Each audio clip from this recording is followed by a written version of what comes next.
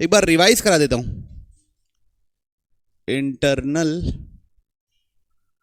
Angle bisector और external angle bisector, दो vector का इंटरनल एंगल बाइसेक्टर निकालना और दो वेक्टर का क्या निकालना, एक्सटर्नल एंगल बाइसेक्टर निकालना। तो मान लीजिए दो वेक्टर हैं, एक ये हो गया ए, एक हो गया बी, ए बोल दिए बी बोल दिए।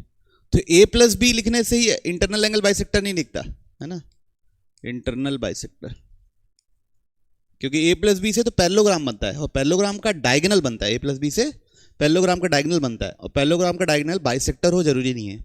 किसका डायगोनल बाइसेक्टर होता है, रोम्बस का। तो हम वो कैसे लिखेंगे, पहले A upon magnitude of A लिख दिए तो यूनिट वेक्टर मिला, B upon magnitude of B लिख दिए तो ये यूनिट वेक्टर मिला।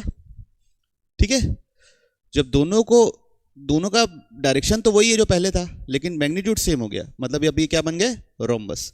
तो जब उसको ऐड करेंगे तो हमको क्या मिल जाएगा, इंटरनल बाइसेक्टर। ठीक है, कोई दिक्कत? और लास्ट वीडियो में मैंने डिटेल में बताई ही है, उसको जाके नहीं तो देख लीजिए।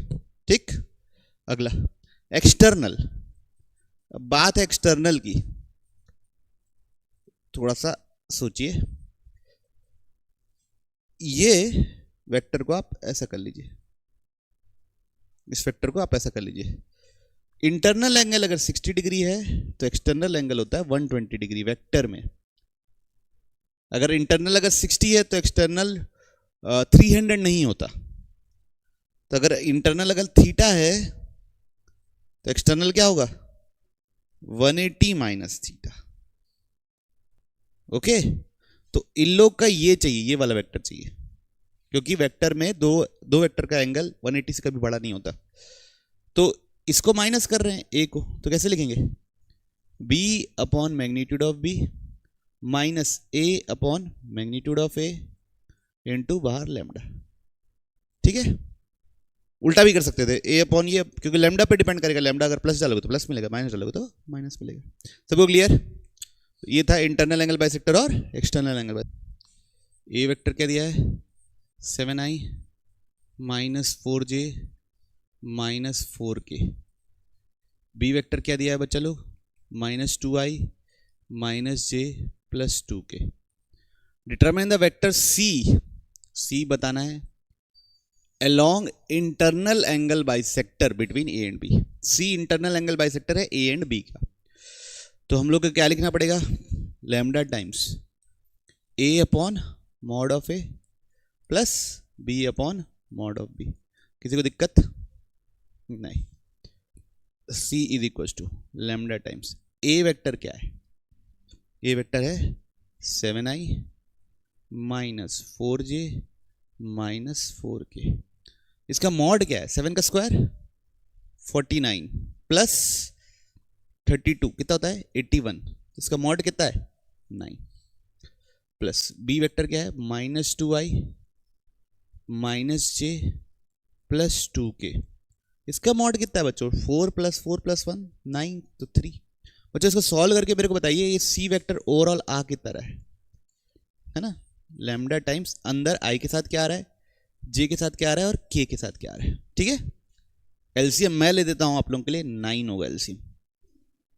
ठीक, आई के साथ सिर्फ 1 माइनस 7 जे प्लस 2k।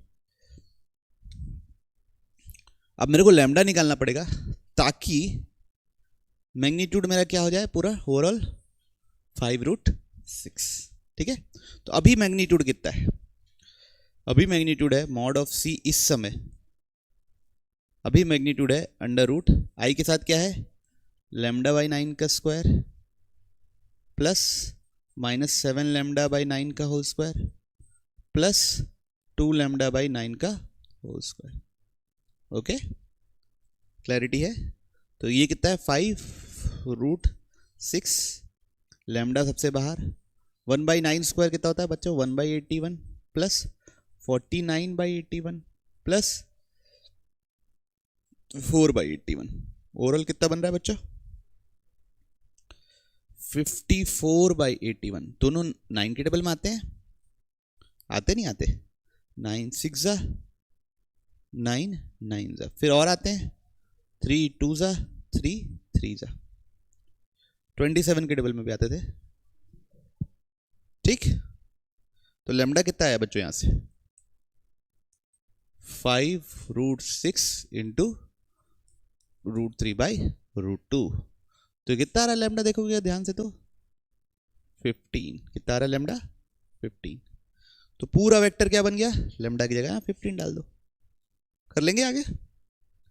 तो कितना निकलेगा? C 15/9 I minus 7J plus 2 के था, प्लस 2 के, और ये भी आप फर्दर काट सकते हो। ओके, कोई इशू किसी को नहीं ना? पक्का? चलिए, find a unit vector C if this bisects the angle between C and this.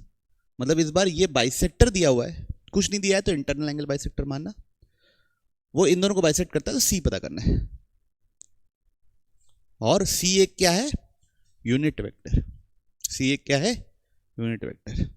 Find a unit vector C if this, मतलब ये बाइसेक्टर मेरे को पहले दे दिया है, क्या दिया है bisector? -I plus J minus K। Bisects the angle between, किसका बाइसेक्टर है वो? एक C और एक 3I प्लस 4J का। तो क्या होगा ये bisector? -I plus J minus K। Bisector is equal to C vector upon magnitude of C plus 3I plus 4J upon magnitude of this. कितना है मैग्नीट्यूड ऑफ दिस? 5। तो यहां से मेरे को C वेक्टर पता चलेगा। मैग्नीट्यूड ऑफ C का कितना है?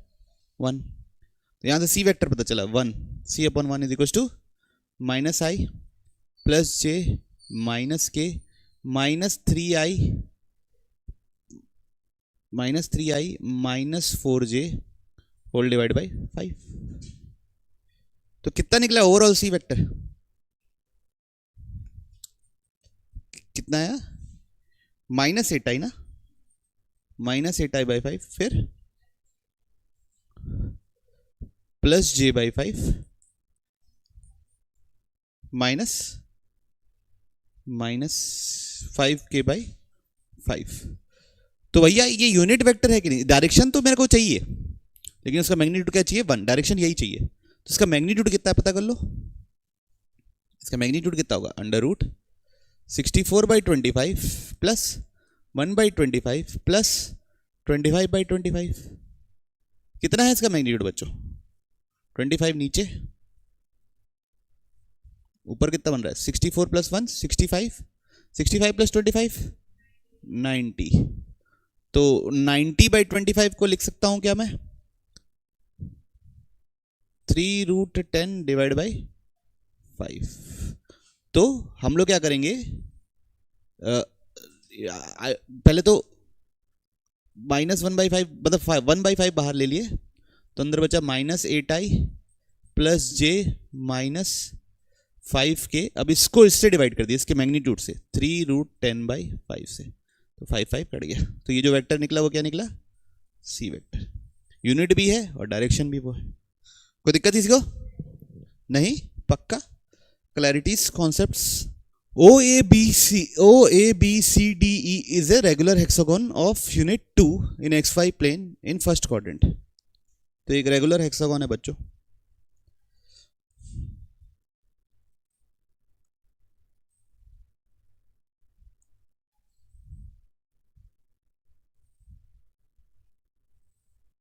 ये क्या है? एक रेगुलर हेक्सागोन फर्स्ट क्वाड्रेंट में, XY प्लेन पे है। किसके प्लेन में? XY प्लेन पे। फिर उसके बाद बोला है O ओरिजिन है, तो ये A हो गया, ये B हो गया, ये C हो गया, ये D हो गया, ये E हो गया। OA is taken along x axis, सबका साइड लेंथ 2 है, तो A के कोऑर्डिनेट क्या होंगे? एक A वेक्टर क्या होगा? A का पोजीशन वेक्टर 2I।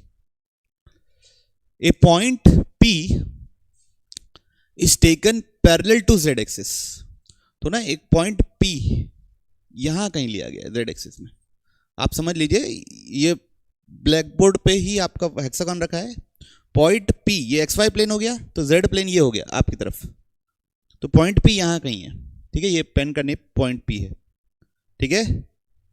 तो उसको मैं 3D में बताने के लिए ऊपर बता रहा हूँ, ठीक है। एक पॉइंट P कहाँ से, सेंटर से लिया गया, यहां से सेंटर से Z में ऐसे आगे बढ़ा गया है, मतलब आप समझ लीजिए यहां से ऐसे इसके सेंटर से यहां तक लेके आए हैं पॉइंट P, ठीक। तो ये एंगल जो है ना ये 90 डिग्री है, ओके ओके, क्लियर है। Z XY प्लेन से ऊपर Z प्लेन पे गया हुआ है, तो ये तो पता ही नहीं मेरे को, तो ये क्या बोला है, सेंटर है। तो ये हेक्सागन में पूरा एंगल कितना होता है 120 डिग्री, तो ये कितना होगा 60, यहां से परपेंडिकुलर ड्रॉ कर लिए, तो ये कितना होगा 1, ठीक है, ये 1 है, तो ये कितना होगा tan थीटा लगाऊंगा तो √3 है ना, tan 60 इज इक्वल टू, इसको b बोल दिए, इसको 1 बोल दिए, b/1, तो √3 इज इक्वल टू b/1, तो b बराबर √3। तो इस पॉइंट के कोऑर्डिनेट क्या हो जाएंगे, ये XY प्लेन पे ही रखा हुआ है, तो I प्लस √3j। अब P क्या चाहिए, तो ये दोनों तो सेम ही रहेगा, सीधा ही उठा रहे हो, क्या रहेगा वो I plus √3j plus lambda के। अब वो जो P पॉइंट है सेंटर से लिया गया है, उसका डिस्टेंस कितना है सेंटर से √3, मतलब जो OP वेक्टर है उसका मैग्नीट्यूड √3 है, तो यहां से OP वेक्टर कितना है √1 का स्क्वायर प्लस √3 का स्क्वायर प्लस लैम्डा का स्क्वायर इज इक्वल टू 3, तो 9 is equal to 1 plus 3 plus lambda square, तो lambda square is equal to 5, तो लैम्डा बराबर प्लस माइनस √5। अब हमको क्या बोला है पॉजिटिव डायरेक्शन में, तो लैम्डा क्या लोगे √5, तो OP वेक्टर क्या निकला बच्चों हमारा I plus √3j plus √5k। अब मेरे से पूछा AP वेक्टर, AP वेक्टर क्या करना पड़ेगा P माइनस A, ये P वेक्टर हुआ आपका OP, उसमें से इसको माइनस कर दो 2i, तो ये क्या मिल जाएगा आपको AP वेक्टर, ओके, क्लैरिटी है सबको। तो बच्चों प्लेन पे ये है, प्लेन पे ये है ना, और P पॉइंट यहां पे, तो पहले ये वाला पॉइंट का निकाल लिए, फिर ये वाला पॉइंट का निकाल लिए, चलिए ओके। फिर क्या पढ़ने वाले हम लोग, लीनियर कॉम्बिनेशन ऑफ वेक्टर्स, क्या पढ़ने वाले, लीनियर कॉम्बिनेशन ऑफ वेक्टर्स। तो कुछ नहीं, लीनियर कॉम्बिनेशन ऑफ वेक्टर्स में एक R वेक्टर लिख दिए, उसको आप ऐसा लिख रहे हो कैसा, m1a1 plus m2a2 plus m3a3 plus mnan, तो ऐसा बोलोगे R, जहां पे m1 m2 m3 ये सब ना कांस्टेंट है, स्केलर है ना, ये mn क्या है, ये सब स्केलर्स हैं, नंबर, ठीक है। तो आप ये बोल सकते हो then R is linear combination of, then R is linear combination of A1, A2, A3 ऐसे करके AN, ठीक है, बस यही बात है, और कुछ बात ही नहीं, बस इतनी जो लिखा है वही है लिटरली, और कोई बात नहीं। तो अगर आप किसी वेक्टर को दो वेक्टर्स का या 3 वेक्टर्स का सम लिखते हैं तो उसको बोलेंगे लीनियर कॉम्बिनेशन है 2-3 वेक्टर का, बस। किसी वेक्टर को हम क्या करते हैं 2 वेक्टर या 3 वेक्टर का सम लिखते हैं तो उसको हम क्या बोल सकते हैं, वो लीनियर कॉम्बिनेशन है 2 या 3 वेक्टर का, ठीक है, सब नोट किए पक्का।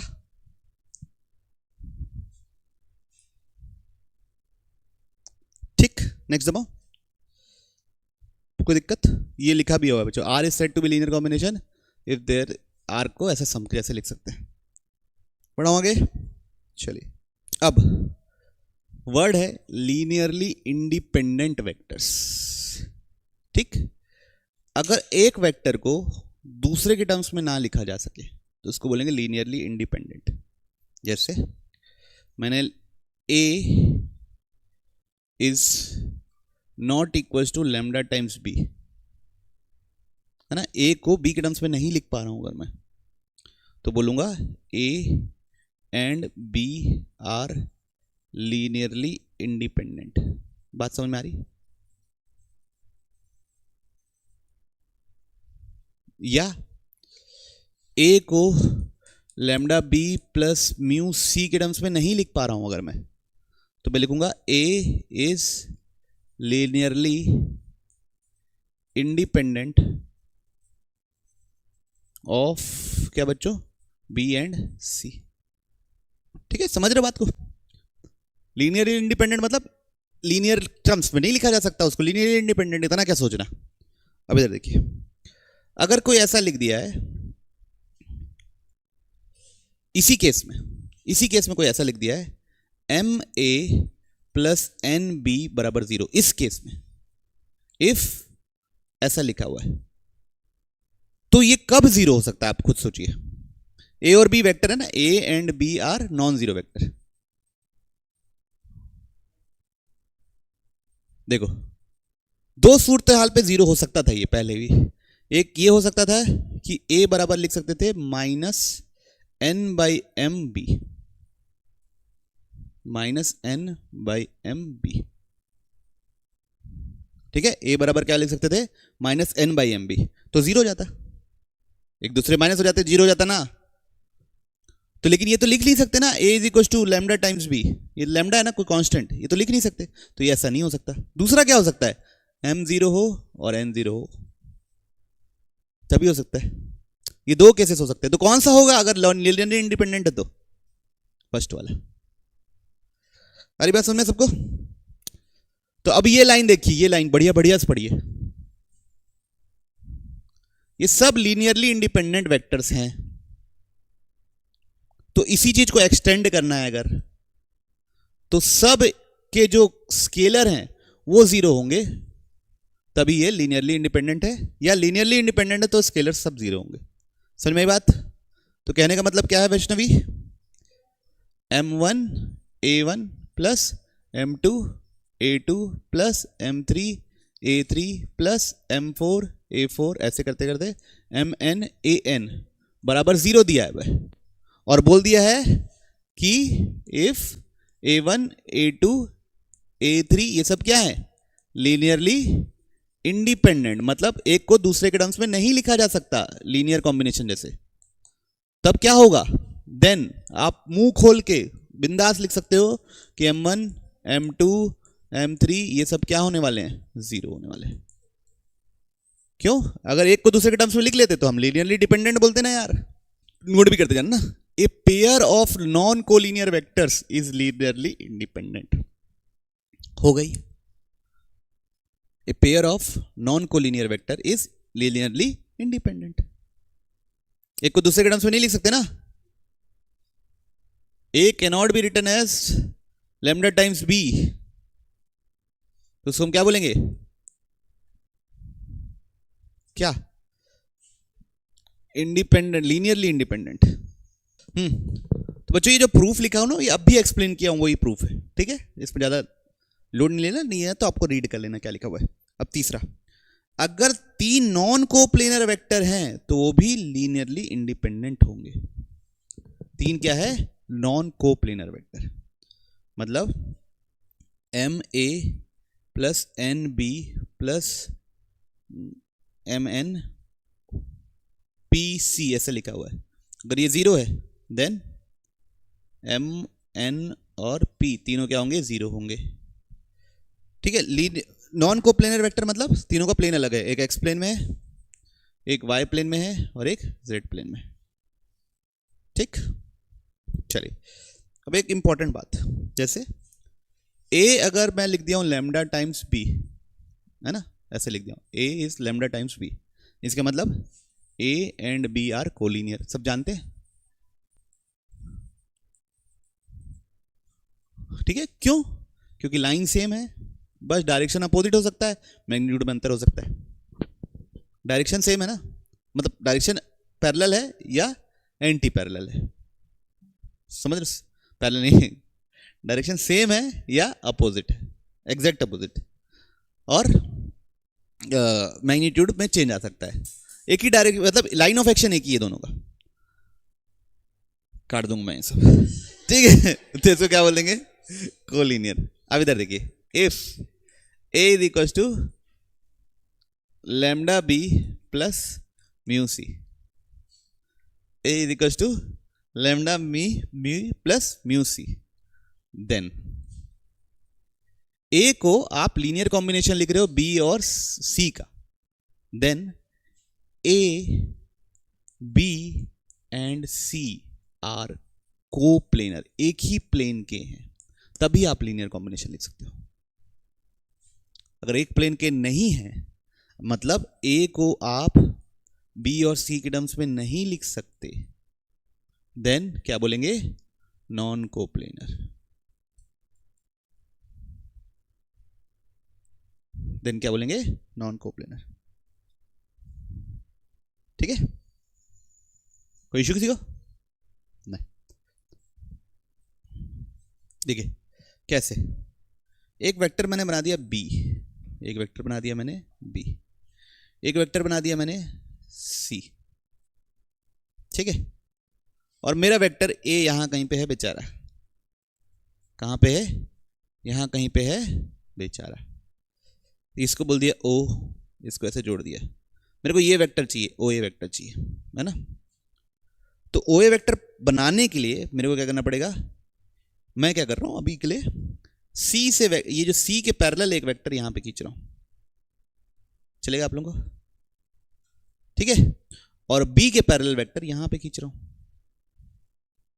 ठीक है। तो इसको ओ बोल दिया, इसको ए बोल दिया, इसको पी बोल दिया, इसको क्यू बोल दिया। ओपी डिस्टेंस को मैंने बोल दिया लैम्डा, ओपी कुछ डिस्टेंस होगा ना यार, ओपी कोई डिस्टेंस होगा, उस डिस्टेंस की वैल्यू को बोल रहा हूं लैम्डा।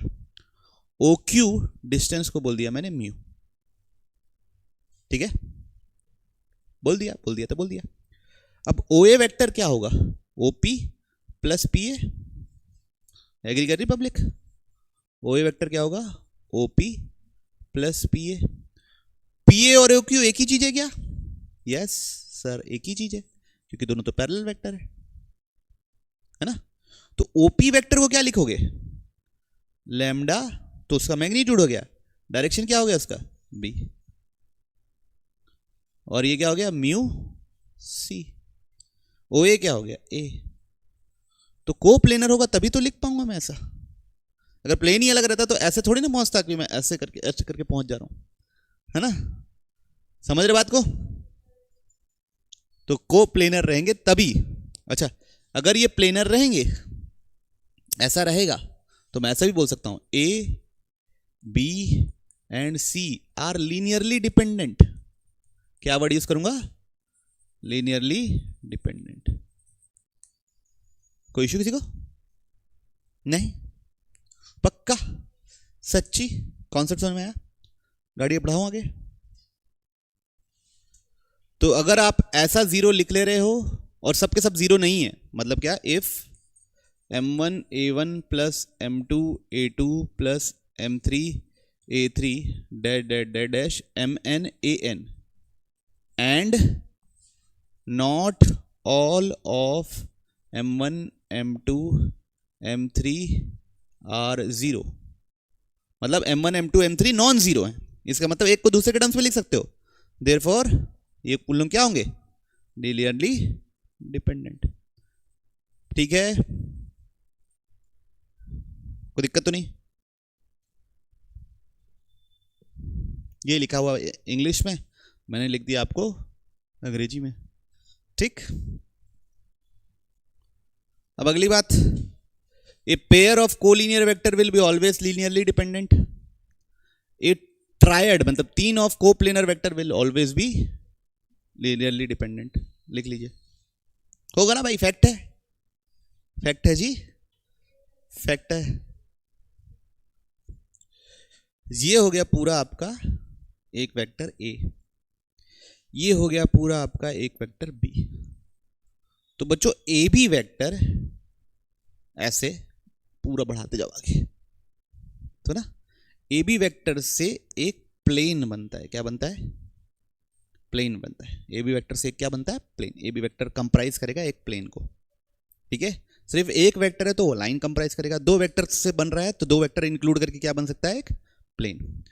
तो बच्चों ये जो प्लेन रहेगा इसके अंतर्गत कोई भी वेक्टर लिखना है तो वो इन लोगों का कॉम्बिनेशन से लिख सकते हो, है ना। Any vector in the plane can be written as this, है ना।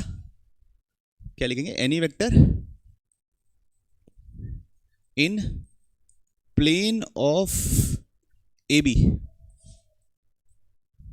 A and B can be written as, उसको ऐसे लिख सकते हैं, ऐसा, है ना। यहां पे ये लोग स्केलर है। अच्छा अब इधर सोचिए, एक हो गया ए, एक हो गया बी, ये दोनों अलग अलग, एक एक्स एक्सिस के लॉन्ग एक वाई एक्सिस के लॉन्ग, और एक वेक्टर बना दिया मैंने ऐसे करके डॉटेड लाइन करके सी, मतलब वो बाहर की ओर है। तो यहां पे क्या बनाया हूं, 3 non coplanar vector, 3 non coplanar vector. अब बताओ बच्चों, दो नॉन, एक कोप्लेनर, एक लाइन, एक वेक्टर लाइन, दो vector plane, 3 vector space will form space. Space 3D होता है बच्चों, तो दुनिया का कोई भी वेक्टर ए बी सी के टर्म्स में लिखा जा सकता है। तो any vector in space, any vector in space can be written as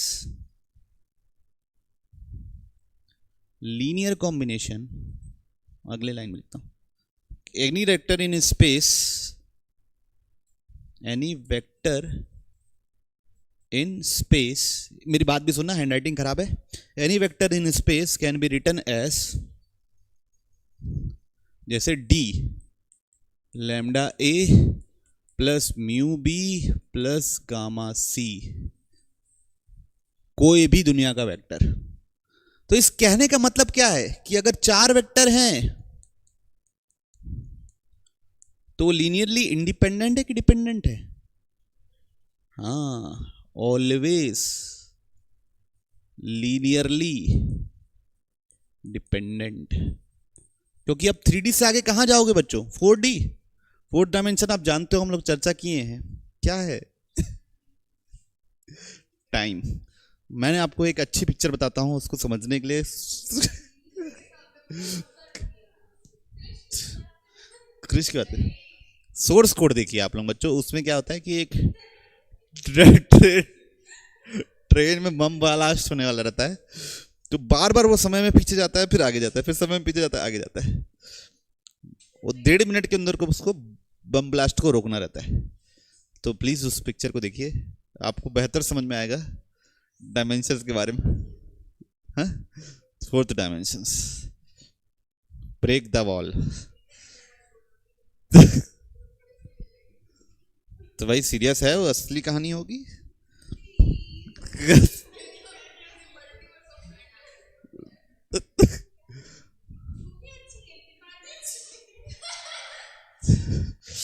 ठीक है,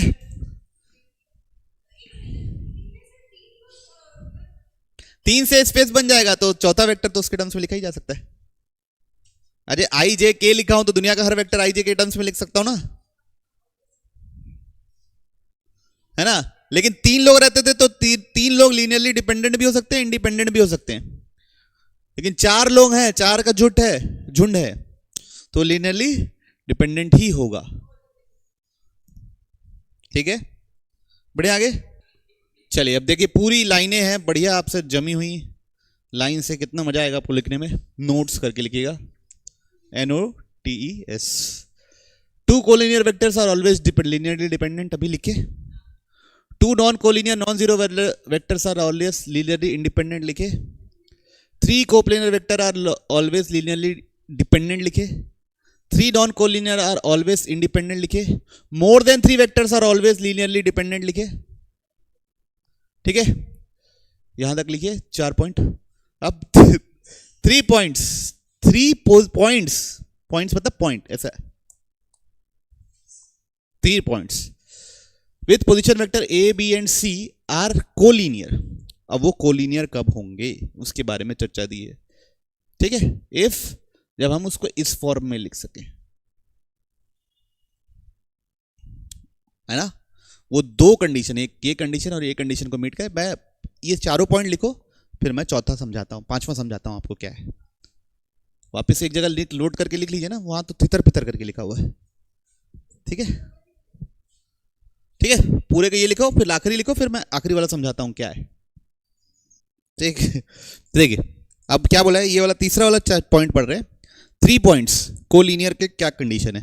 तो एक ए पॉइंट ले लिया, एक यहां पे मैंने बी पॉइंट ले लिया, और कहीं सेंटर पे मैंने सी पॉइंट मान लिया। ये तीनों कोलिनियर होने के लिए क्या कंडीशन है। तो इस रेशियो को हम लोग के लिए x/y मान लिया। अपन क्या मान लिया रेशियो को, x/y। ठीक, तो कोलिनियर होगा तो सेक्शन फॉर्मूला लग जाएगा ना, तभी तो कोलिनियर होगा। तो c बराबर क्या लिखेंगे, y/x लिख दो साले को। क्या लिख देते हैं, y/x। तो c बराबर क्या लिखेंगे, xa plus yb upon x plus Y. इसको उधर ले गए, तो c into X plus Y is equal to X A plus Y B. उसको उधर ले गए, तो 0 बराबर X A plus Y B minus X plus Y into C. ठीक है, अब minus of X plus Y को एक नया वेरिएबल मान लिए। क्या मान लिए, z। तो 0 बराबर X A plus Y B plus Z C. तो अगर ऐसा लिखा हुआ है जहां पे z किसके बराबर है, minus of X plus Y, यानी x plus Y plus Z किसके बराबर है, 0 के बराबर है। तो ये तीनों क्या होंगे, then A B C position vector है ना, एक्चुअल वेक्टर नहीं है वो, क्या है, position vector. Points are collinear. आई बात समझ में भूमि दीदी, क्लियर है। तो यही चीज लिखी है बच्चों, ए बी सी कोलिनियर कब होंगे, जब X A plus Y B plus Z C बराबर 0 लिख सकते हो, और जेड क्या होगा, minus of X plus Y. ये दोनों चीज मीट होगी तो तीनों क्या होंगे, कोलिनियर होंगे, वरना। ठीक है, बढ़ू आगे, चलिए। अब चार पॉइंट्स को कोलिनियर को प्लेनर प्रूफ करने के लिए भी सेम हरकत लिख लीजिए। ये पॉइंट को मैं समझा नहीं रहा हूं, एक डायमेंशन और बढ़ गया, समझ लो। डायमेंशन ही एक वेक्टर और बढ़ गया, ऐसे समझ के कर लो।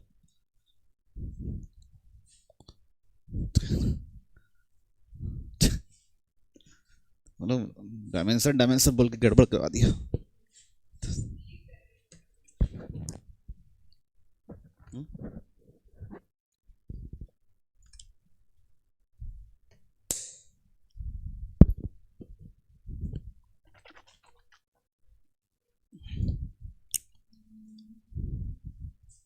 ए बी सी डी चार लोग कोप्लेनर कब होंगे, जब X A plus Y B plus Z C plus W D बराबर 0 हो, और उन सबका इंडिविजुअल सम भी क्या हो, 0 हो।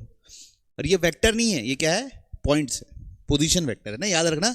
These are position vector not vectors. ठीक है,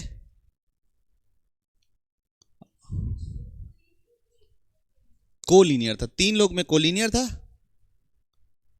3 लोगों में कोलिनियर था, और 4 वालों में कोप्लेनर। ठीक है, कोई दिक्कत किसी को। तो ये वाला पॉइंट क्या है, if A and B are non collinear vector, मतलब ये वेक्टर एक ए है और एक बी है, देन एनी वेक्टर आर, कोई वेक्टर आर है जो इसी प्लेन में लाई करता है, then can be expressed as linear combination of this. बता चुका हूं अभी वहां पे, ये वाले पे कहां पे बताया मैंने ये बात,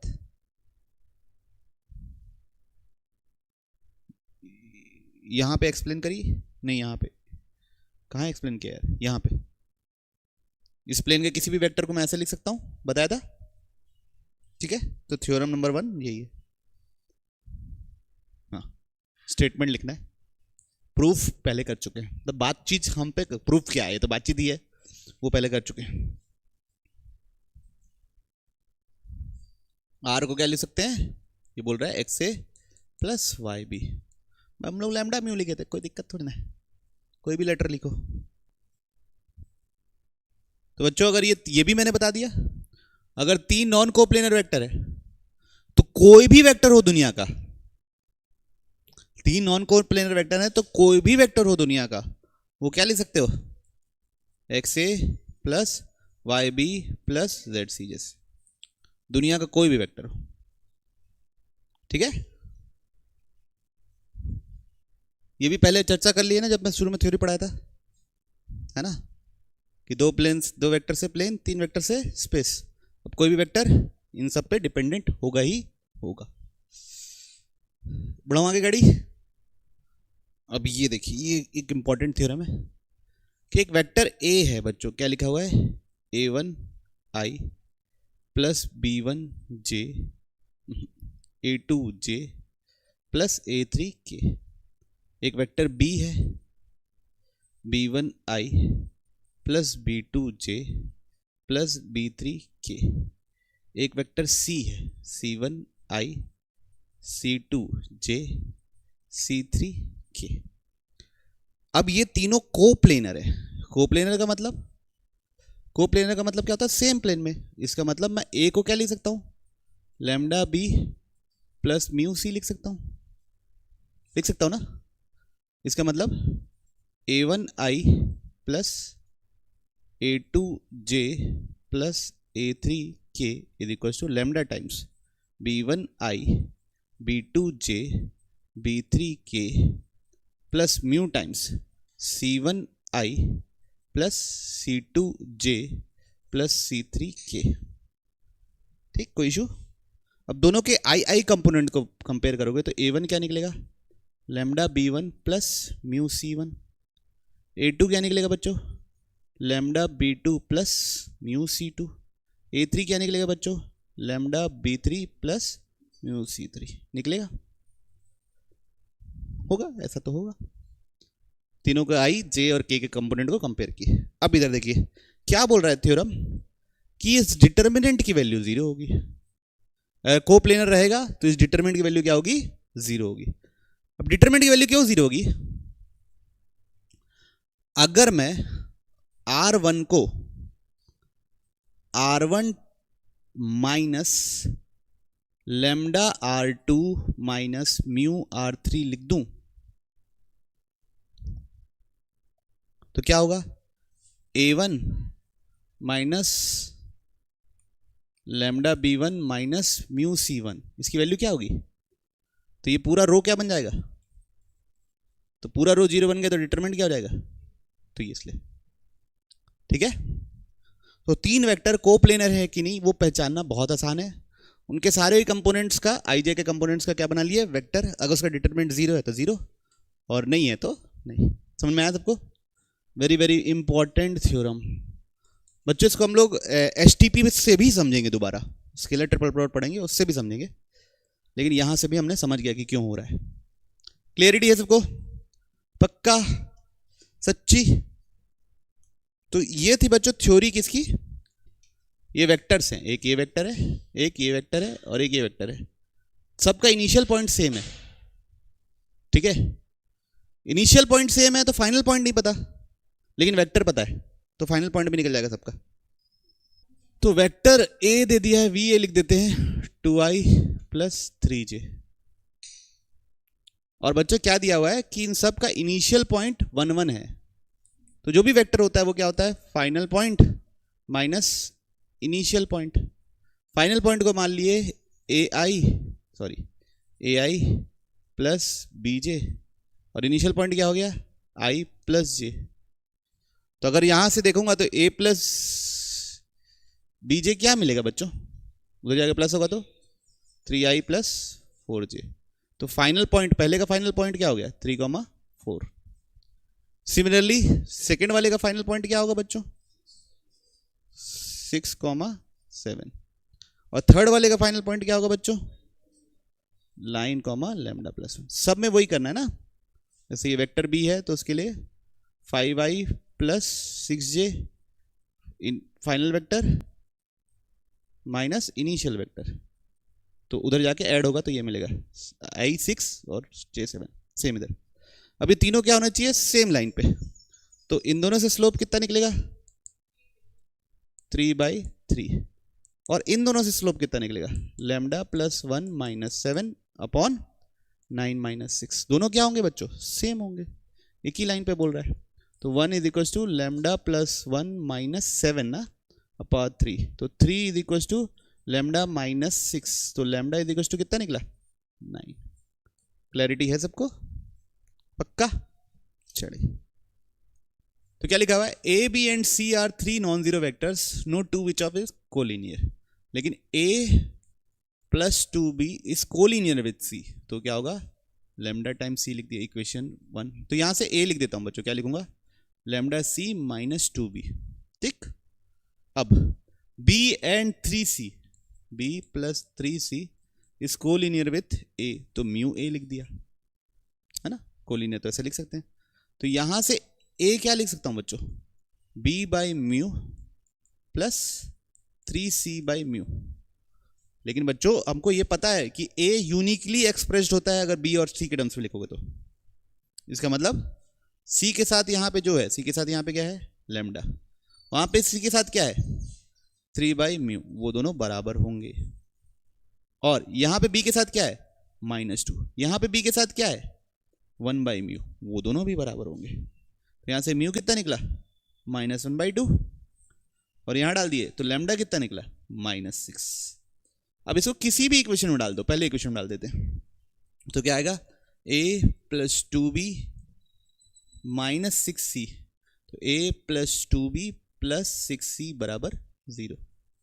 तो इसका अगर वेक्टर 0 है तो उसका डिटर्मिनेंट भी क्या होगा बच्चा लोग, मतलब मैग्नीट्यूड भी क्या होगा, 0, उसका मैग्नीट्यूड भी क्या होगा, 0। बढ़े आगे,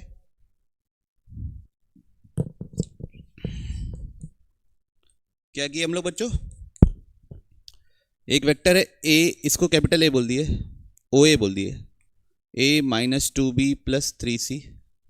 एक वेक्टर है b, 2a plus 3b minus 4c। और एक वेक्टर है c, minus 7b plus 10c। तो एक हम लिख लिए ए बी वेक्टर।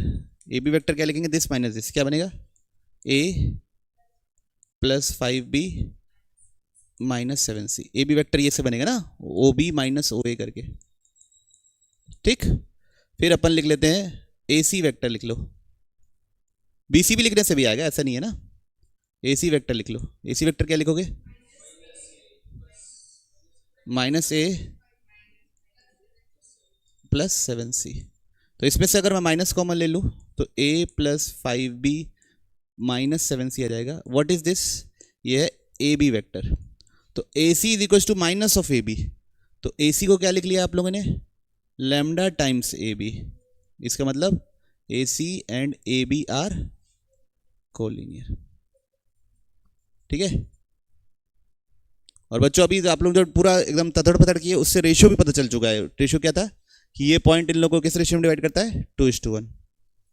ठीक है, खैर चलो कोई बात नहीं, इसको कीजिए फिर से। अब ये वाला आप लोग खुद से कीजिए, ये मैं नहीं कर रहा। इन दोनों से वेक्टर बनाइए, इन दोनों से वेक्टर बनाइए, एक को दूसरे के टाइम्स में लिख सकते हैं तो कोलिनियर है।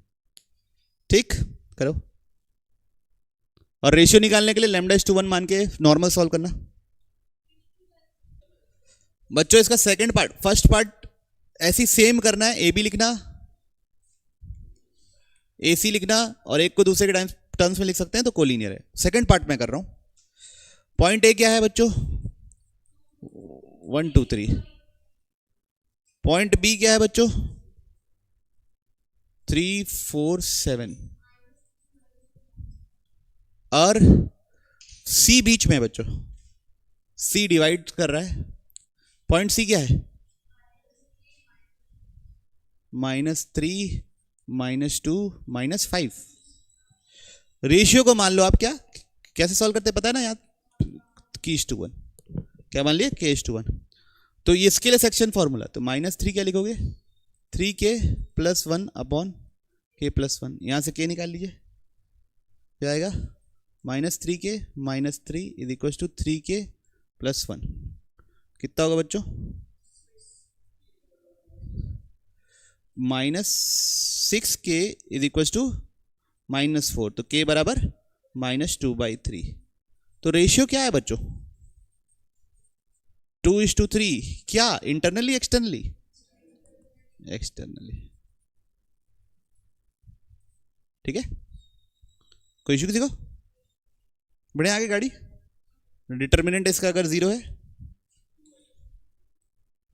-2 -2 4 -2 4 2 4 -2 -2, अगर इसकी वैल्यू, हाँ ठीक है, आप लोग देख लीजिए उसको, है ना। अगर ये 0 आ गया तो डिटर्मिनेंट 0 आ गया तो कोप्लेनर है, नहीं आया तो नहीं है। चेक कीजिए, आ रहा है। -2 के साथ क्या आ रहा है? -8, नहीं -8 -4, फिर -2 +2 के साथ क्या आ रहा है बच्चों? 4 + 8, और +4 के साथ क्या आ रहा है? सोचिए सोचिए, 4 माइनस,